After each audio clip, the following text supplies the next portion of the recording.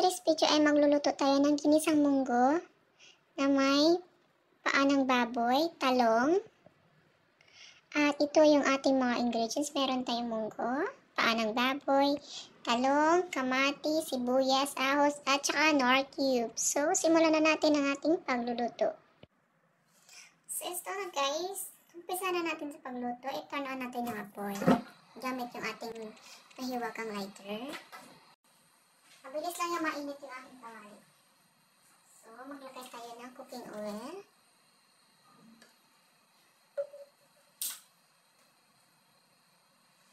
Spread lang natin ito. Magkabilang side.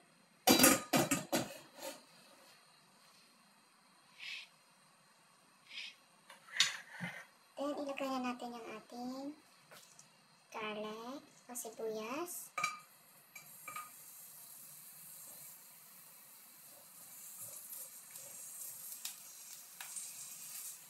Maraming is bawang. Tagal ko mag-isip ah. Then, isunod natin yung ating sibuyas.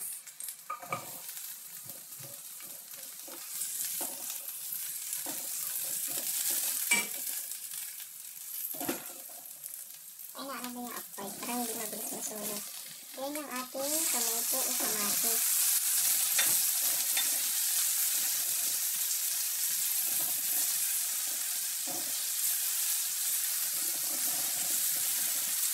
Then, gisa natin ang ating pork. Ang bago, together.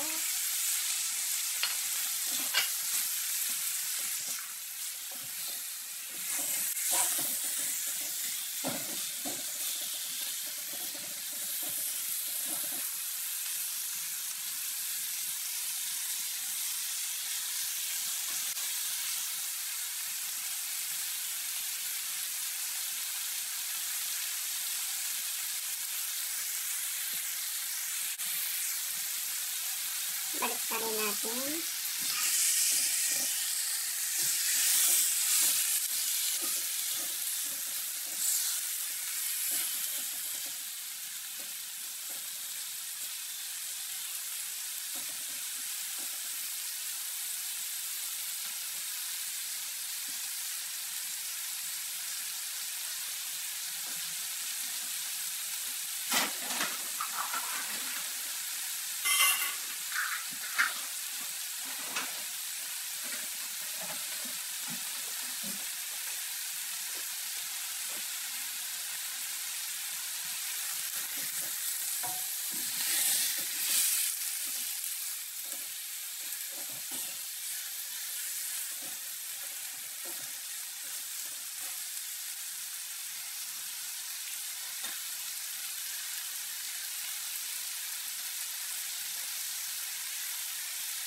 Maglagay tayo ng konting light soy sauce.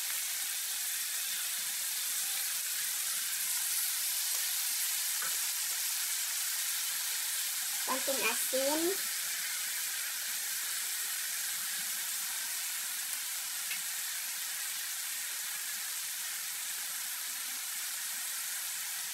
Then white pepper.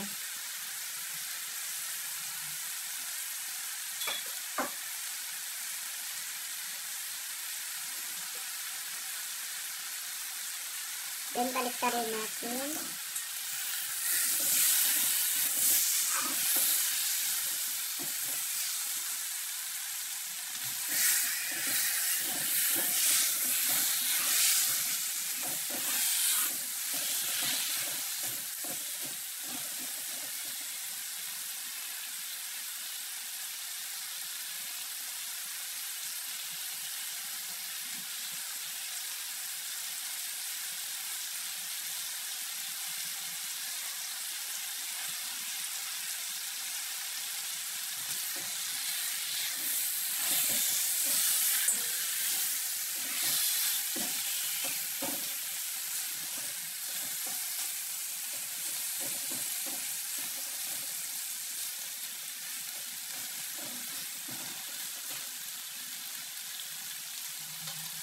Ilagay na natin ating munggo. Try ko po.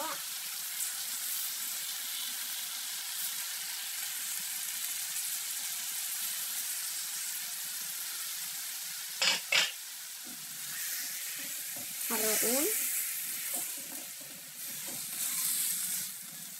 Sinabay ko na yung paglaga ng munggo dito para yung pork natin malambot na din kapag malambot yung ating munggo. So, ganun pa din naman extra hours pa din kung ilaga mo yung munggo ng separate tapos ilaga mo rin yung pork na separate. Di pagsabayin na lang.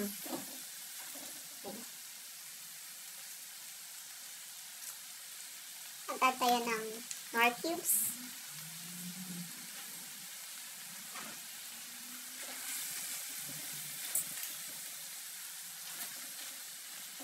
Then, mag-add tayo ng water. Mag-add tayo ng water na umaapaw. Para hindi na tayo mamaya magdagdag. Ayan. Ganyan kadami. Then, takpan natin.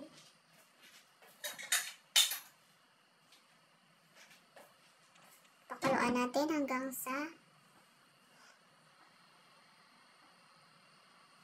kumulo.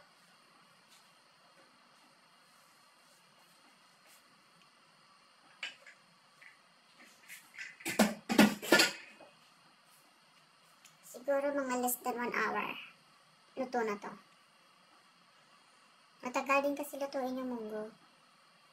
At saka palambutin din natin yung ating pork knuckle o paa ng baboy. So, nilakasan ko yung apoy para mabilis siya kumulo. Tapos, pahinaan na natin after na kumulo. So, guys, after a year ago, ito na po yung ating niluto.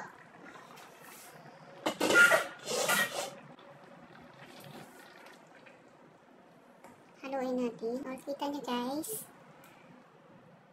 O, diba, konti na lang natira sa tubig natin na niligay. So, check natin if yung ating pork ay malambot na. So, gamit tayo ng chopstick. Itusok natin ito sa balat. O, malambot na siya, guys.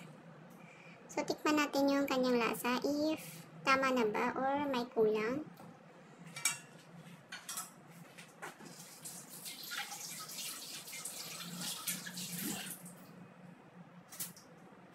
So, tikman muna natin ang ating niluto.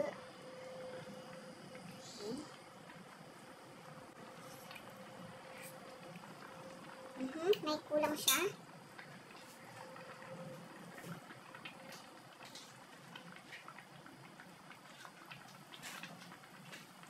Kadami ka naman ang tubig na nilagay. Hindi siya magkukulang. So, magdagdag tayo ng half na flour na nor cubes. Half ng to. Idagdag natin dito kaysa magdagdag tayo ng asin. So, antayin lang natin na matunaw yan.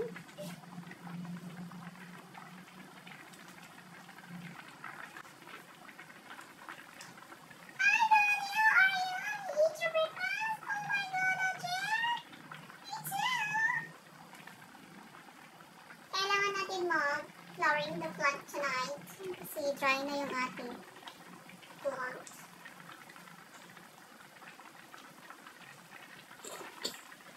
Kailangan natin maglabaw ng chinelas kasi darating na yung nanay niya sa Friday. So my madam is away. She's not here but she sent a message. She will come back on Friday morning. So kailangan natin retouch ng kanyang bahay bago siya dumating. So, katapos ko lang maglinis ng aming gardening, yung sa balcony namin. Mayroon kaming maliit na gardening. Katapos ko lang din maghilamon. Tinanggal ko yung mga tumutubong hilamon doon. Yung halaman na hindi bulaklak.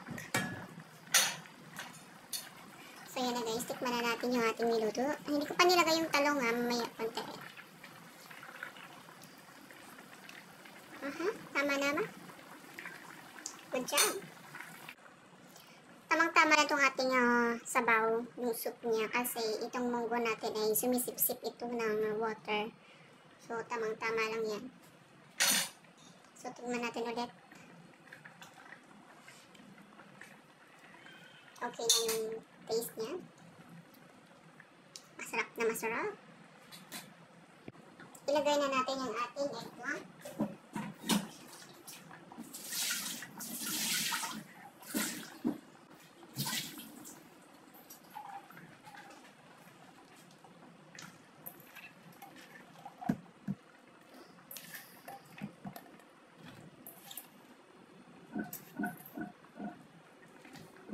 Masarap kung merong dahong kamote. Wala tayong dahong kamote. Masarap yun.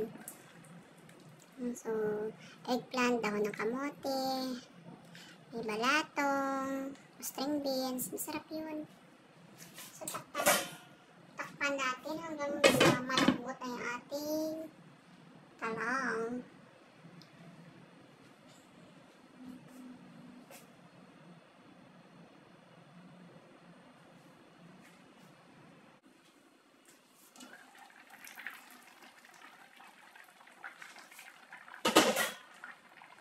Haluin natin.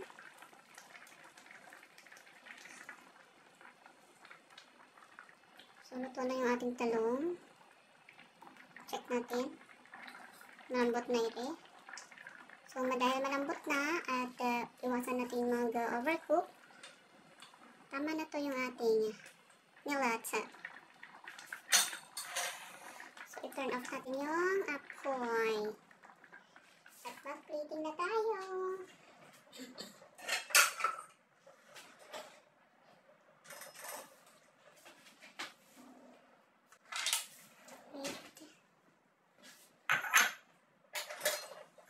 So, dito natin ilagay yung ating pork. Ang ating nilagang munggo na may paa ng baboy. Pa-extra rice na naman tayo nito.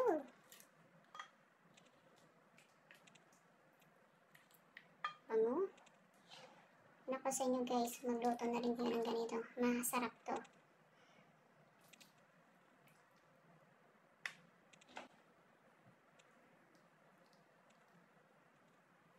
Alright.